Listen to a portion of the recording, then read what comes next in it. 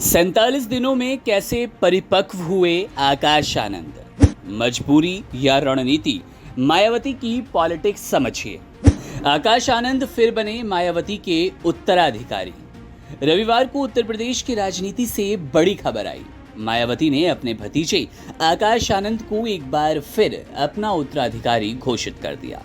उन्हें दोबारा बहुजन समाज पार्टी का राष्ट्रीय संयोजक बना दिया गया। एक दिन पहले ही आकाश को उत्तराखंड उपचुनाव के लिए पार्टी का स्टार प्रचारक बनाया गया था। उनका नाम लिस्ट में मायावती के बाद दूसरे नंबर पर था।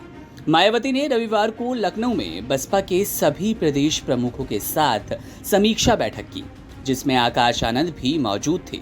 बैठक के दौरान आकाश आनंद ने बुआ मायावती का पैर छूकर आशीर्वाद लिया।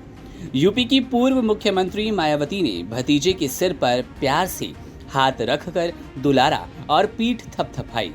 ऐसे में सवाल बनता है कि लोकसभा चुनाव के तीसरे चरण के बाद जिस आकाश आनंद को अपरिपक्व कहकर उत्तराधिकारी का पद छीन लिया गया, वो अचानक परिपक्व कैसे हो गया? राजनीतिक गलियारों में इस बात की चर्चा तेज है कि 47 दिनों में आकाश आनंद मैच्योर कैसे हुए, उनको क्यों हटाया गया और फिर बहाल क्यों किया गया। ऐसा करने के पीछे कई मजबूरी या रणनीति हो सकती है। ऐसे में पहला सवाल ये है कि आकाश आनंद को नेशनल कोऑर्डिनेटर के पद से हटाया ही क्यों गया।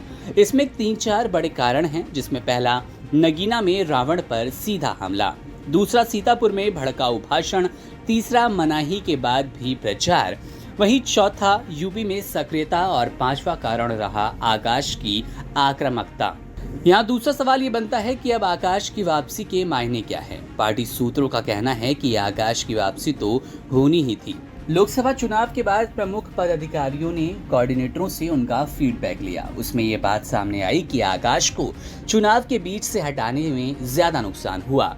आकाश को खास तौर से युवा पसंद कर रहे थे, उनके साथ युवा जुड़े हुए थे।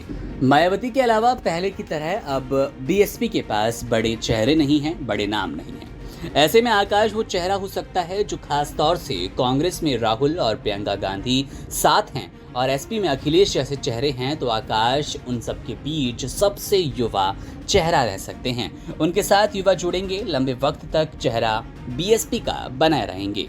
उधर आजाद समाज पार्टी के अध्यक्ष चंद्रशेखर खुद बड़े अंतर से जीते हैं, उनके साथ भी युवा जुड़ रहे हैं। ऐसे में खतरा ये भी है कि कहीं बीएसपी के कैडर वोट और युवा उधर ना चले जाएं। आने वाले समय में यूपी समेत देश भर में विधानसभा के उपचुनाव होने हैं। इसके बाद हरियाणा, महाराष्ट्र समेत कई राज्यों के विधानसभा चुनाव है। पहले भी आकाश आनंद दूसरे राज्यों की जिम्मेदारियां संभालते रहे हैं। इन चुनावों में पार्टी के पास चेहरा होगा। आकाश खुद तैयार होंगे और कुछ बेहतर किया तो उनके लिए आगे बेहतर रहेगा। यूपी के विधानसभा चुनाव 2027 में है और तब तक वो और ज्यादा परिपक्व और मजबूत हो जाएंगे।